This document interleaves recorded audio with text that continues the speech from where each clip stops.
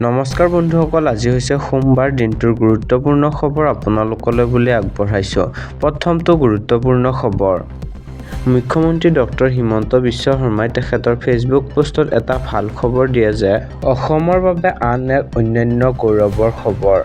ভাৰতীয় ৰিজাৰ্ভ বেংকৰ স্বীকৃতি মতে আমাৰ ৰাজ্যখনৰ বিকাশৰ হাৰ ৪৫%, যি ৰাষ্ট্ৰীয় গড় ২৯তকৈও বহু ওপৰত। স্থিৰ মূল্যত আমাৰ সামগ্ৰিক ৰাজ্যিক ঘৰুৱা উৎপাদনৰ এই বৃদ্ধিৰ ফলত অসম ৩.৪৯ লাখ কোটি বৃহৎ অৰ্থনৈতিক ৰূপ পাইছে। অসমক দেশৰ ৫খন শ্ৰেষ্ঠ ৰাজ্য হিচাপে গঢ় দিয়াৰ দৃষ্টিভংগী ৰূপায়ণৰ দিশত ই এক শুভ বাৰ্তা। অসমৰ সৰ্বস্তৰৰ জনগণৰ কঠোৰ পৰিশ্ৰম ই বৃদ্ধিৰ সক্ৰিয় অংশীদাৰ।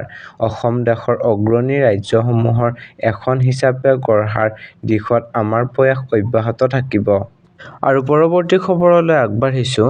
৩১ ডিচেম্বৰ অন্তিম তাৰিখ। ৩১ ডিচেম্বৰৰ পূৰ্বে লিংক কৰক পেন কাৰ্ড, আধাৰ কাৰ্ড। অন্যথা ১ জানুৱাৰীৰ পৰা পেন আধাৰৰ লিংকক লৈ আহিব সমস্যা। যিসকলে এতিয়াও পেন আধাৰ লিংক কৰা নাই, শীঘ্ৰেই কৰি লওক। অন্যথা ১ জানুৱাৰীৰ পৰা পেন আধাৰক লৈ আহিব সমস্যা। কিদৰে লিংক কৰিব পেন আধাৰ? আয়কৰ বিভাগৰ ই-ফাইলিং পৰ্টেলত যাব লাগিব। ইয়াৰ পিছত পেন নম্বৰ আৰু আধাৰ নম্বৰ সন্নিবিষ্ট কৰিব লাগিব। ইয়াৰ পিছত আপোনালৈ আহিব এটা OTP। ইয়াৰ পিছত আপুনি লিংক আধাৰ অপচনত যাব লাগিব। পেন আৰু আধাৰ সম্পূৰ্ণ তথ্য সন্নিবিষ্ট কৰিব লাগিব। ইয়াৰ পিছত কনফাৰ্ম অপচন ক্লিক কৰাৰ পিছত লিংক হ'ব পেন আৰু আধাৰ। আৰু বন্ধুসকল, পৰৱৰ্তী খবৰলৈ যোৱাৰ আগতে ভিডিঅ'সমূহ ভাল পালে প্লিজ এটা লাইক কৰি জনাব। নিৰ্বাচনৰ পূৰ্বে পঞ্চায়তৰ সদস্য, মণ্ডল, গাঁওবুঢ়াৰ বাবে আহি গ'ল কঠোৰ নিৰ্দেশনা। ৰাইজৰ পৰা ১ টকা ল'লেও পৰিব ডাঙৰ বিপদত।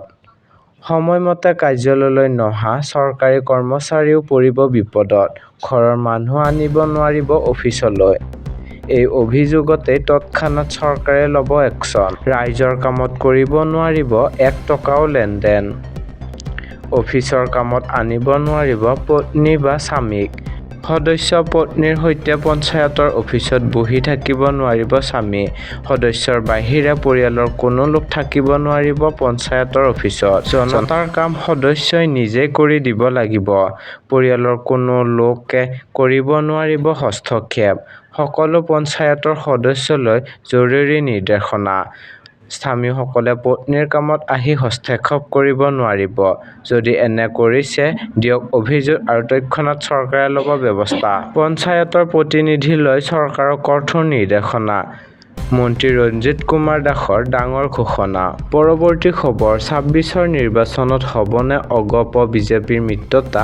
কোনে পাব কিমান আসন? ক'লে মুখ্যমন্ত্ৰীয়ে। অসম বিধানসভা নিৰ্বাচন ২০২৬। ইয়াকে লৈ ইতিমধ্যে প্ৰতিটো দলে চলাইছে নিজা নিজা প্ৰস্তুতি। পিছে এতিয়ালৈকে কাৰো চূড়ান্ত নাই আসনৰ ভাগ বতৰা। প্ৰশ্ন হয় এইবাৰ অগপ বিজেপিৰ মিত্ৰতা হ'বনে?